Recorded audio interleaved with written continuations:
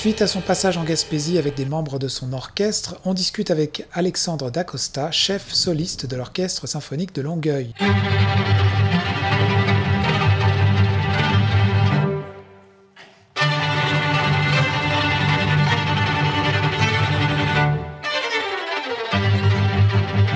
Mon nom, c'est Alexandre Dacosta. Je suis le directeur artistique du Festival Stradivaria et aussi le directeur artistique et chef de l'Orchestre symphonique de Longueuil.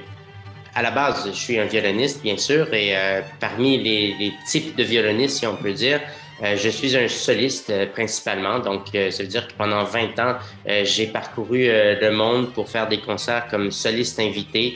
Donc, jouer des concertos de Beethoven, Bruch, Tchaïkovski, un petit peu partout avec des orchestres assez réputés à Vienne, à Berlin, à Madrid. Donc, voilà, ça a été... j'ai fait 2000 concerts de cette manière-là dans à peu près une trentaine de pays sur 4 continents. Donc, j'étais très actif internationalement.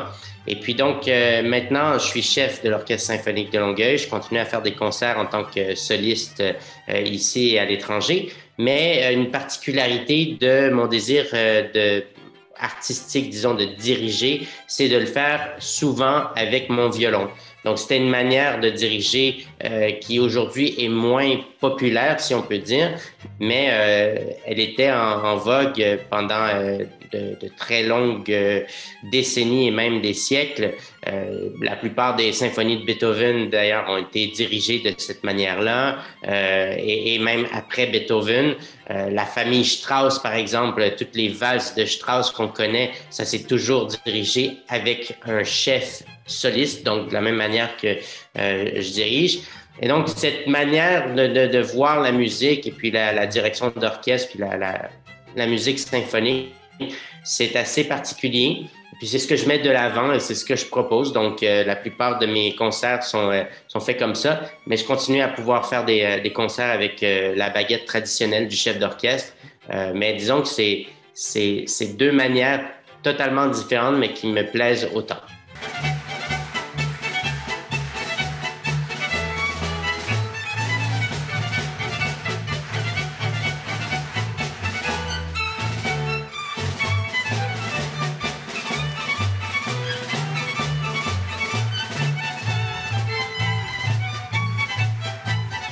C'est ça, puis j'essaie de me mettre un peu dans la peau des musiciens que tu diriges. Est-ce que c'est une communication différente? Parce qu'effectivement, tu n'es pas tout seul avec une baguette, mais tu en joues en même temps.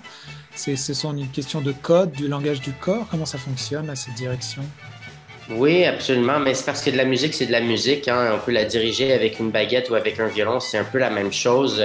C'est toute une question de respiration, puis d'être en symbiose, les musiciens de l'orchestre. D'ailleurs, mon travail, c'est 5% du résultat parce que les musiciens sont tous très professionnels. Les musiciens ressentent ou voient la musique de la même manière, avec la même expertise que moi. Donc, quand on met plusieurs musiciens ensemble puis qu'on commence tous à respirer de la même manière et à jouer de la musique, ben c'est rapide que la musique s'embrique facilement. Et donc, c'est pas ma direction qui fait une différence, mais bien l'expertise des musiciens autour de moi qui fait en sorte que c'est très faisable et très beau aussi. Parce que ce que je veux dire aussi, c'est qu'au Québec, on a vraiment des musiciens fabuleux, très, très bien formés. Et puis, tous les membres de mon orchestre, l'Orchestre symphonique de Longueuil, sont issus du conservatoire, des universités. Alors, on a cette... disons que c'est en nous, j'ai pas besoin d'expliquer beaucoup de choses, c'est tout de suite ressenti et compris. Et c'est ça qui fait des beaux concerts comme ça. Et est-ce que dans ta carrière, tu en es venu à aussi porter le chapeau de compositeur? Ça, beaucoup moins. Je commence à peine à avoir le goût de créer des œuvres nouvelles. Mais c'est quelque chose qui n'était pas sous mon radar. Parce que moi, j'étais quelqu'un, en anglais, on dirait performer, quelqu'un qui vraiment exécute. Donc, j'étais comme un athlète finalement. J'ai une partition, je dois la travailler, la pratiquer pour qu'elle soit parfaite et donnée en concert jour après jour avec ce niveau de perfection. Puis j'étais très dur envers moi-même aussi. S'il y avait une petite note de travers un soir, c'était le retour à la pratique absolue le lendemain pour tenter de vraiment d'avoir cette perfection. Mais aujourd'hui, disons que c'est différent. La perspective, elle est autre. Aujourd'hui, j'ai l'impression d'être plus quelqu'un qui transmet des émotions ou qui traduit des émotions d'un compositeur qui est plus vivant, mais qui a laissé sur papier des indices. Moi, je traduis ces indices-là en émotions, puis je les partage avec le public. Donc, bien sûr, tout ce côté créatif est beaucoup plus présent. Donc, j'ai le goût de m'asseoir et puis d'écrire quelque chose qui me ressemble. Donc, c'est mes premiers pas dans la composition, en fait.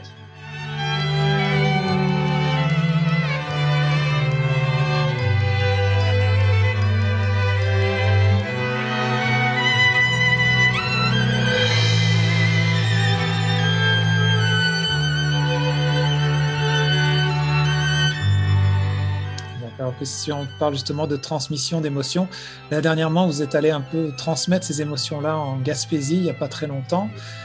C'était quoi? Vous avez fait une tournée un petit peu de la région au complet, puis j'ai vu même dans certaines vidéos que vous êtes passé dans des foyers de personnes âgées, tout ça. Comment ça s'est passé cette expérience? Ah, c'était magnifique. Vraiment, on a été choyés. En fait, ce qui s'est passé, c'est qu'on a été très gentiment invités pour faire un concert qui avait comme présentation, c'était les 4 saisons de Vivaldi et les 4 saisons de Piazzolla. Donc, on a fait ce concert en Gaspésie, mais dans une église de Sainte-Thérèse, je pense. Et ce concert-là a été capté et diffusé dans 4 autres églises et lieux de Chandler à Gaspé avec des gens qui étaient là en live. Donc, c'était pas une rediffusion, c'était vraiment le concert se passait à un endroit, mais il était diffusé en simultané dans 4 autres lieux. Et puis, le lendemain, les musiciens et moi, on était environ une demi-douzaine à participer à ce concert, 5 musiciens de l'Orchestre symphonique de Longueuil et moi-même. Et bien, on s'est déplacé, on a été dans un CHSLD pour donner un concert parce que c'est ce qu'on a fait pendant 1 an et demi, pendant toute cette pandémie. On a donné 110 concerts vraiment partout au Québec, là, de Gatineau donc jusqu'à la Gaspésie. On a vraiment vécu un moment très privilégié parce qu'on a donné un service essentiel. La musique, c'est devenu un vaccin spirituel. Donc, on l'a fait aussi lors de notre petite tournée de la Gaspésie. Et puis, ça a été un moment vraiment fabuleux. Les gens de la Gaspésie sont tellement accueillants, sont tellement gentils et chaleureux. C'était vraiment super. Et justement, avec ce projet-là des balcons symphoniques, on a vu une petite vidéo tournée là, sur les réseaux sociaux où on te voit jouer avec ton équipe aussi et un peu dans différents endroits, à côté du Rocher Percé, tout ça. Ça vient de quoi cette idée? L'idée, c'est qu'on a fait des capsules un petit peu partout dans le Québec pour montrer, bien sûr, la beauté du Québec, mais aussi pour se transporter puis pour montrer aussi aux gens ce qu'on a fait comme travail un peu partout. Donc, de faire une capsule en Gaspésie, c'était bien sûr très important. C'est tellement beau. Et puis, on avait un endroit, on avait une journée de fou. Là. C'était le ciel bleu. Je pense que ça devait être la dernière journée d'été avant l'automne. Donc, c'était vraiment un très beau moment. Et puis, les paysages sont à couper le souffle chez vous. Donc, on a voulu en tirer profit.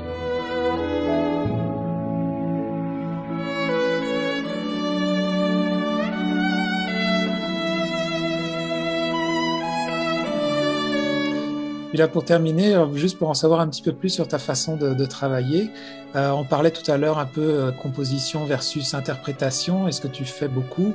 Est-ce que quand tu interprètes ou que tu travailles avec un orchestre, tu en viens quand même à mettre ta touche personnelle dans une interprétation? Bien sûr, toujours. Je pense que c'est ça qui pousse les gens à revenir au concert, c'est que finalement, il y a une signature, il y a une manière de faire les choses. Chacun a sa langue, tu sais. Puis ma vision de la musique de Beethoven est très différente de celle d'un de mes collègues. Moi, en fait, ce que j'aime faire, c'est j'aime pas recréer la musique telle qu'elle était jouée il y a 100 ou 200 ans, parce que je me dis, ben, on pourra jamais savoir.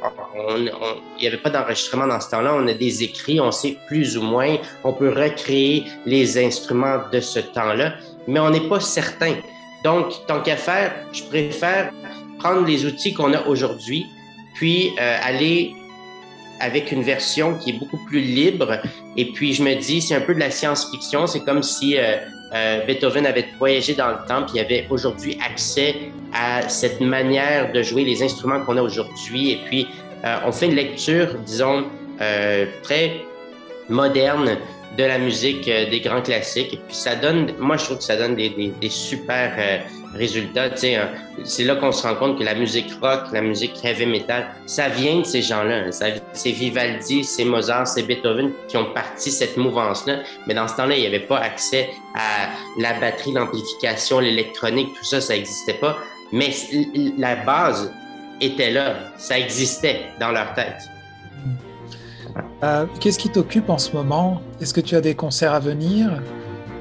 Oui, j'ai beaucoup de concerts. On a des concerts de Noël. Donc, j'ai un concert ce dimanche qui est notre dernier concert de saison, disons, régulière, parce que après, c'est les concerts de Noël qui commencent. On a le 3 décembre avec Bruno Pelletier, le 4 décembre avec Christian-Marc Gendron, Manon Séguin, Geneviève Leclerc, Giorgia Fumanti et mon fils à la Maison symphonique de Montréal. Après, on a le 10 décembre avec Bruno Pelletier de nouveau à Longueuil, le 11 décembre à Beauharnois avec Kim Richardson, et la même chose le 12 décembre à Mont-Tremblant avec Kim Richardson. Puis après, j'ai d'autres concerts à la fin du mois là, pour célébrer Noël. Donc, c'est très, très occupé cette période de l'année. En tout cas, merci beaucoup pour ton temps. Donc, te souhaite bonne continuation dans la musique. Là, ce que j'entends, c'est que tu transmets ça aussi à la future génération. Absolument, il faut. Merci beaucoup. Ça fait plaisir.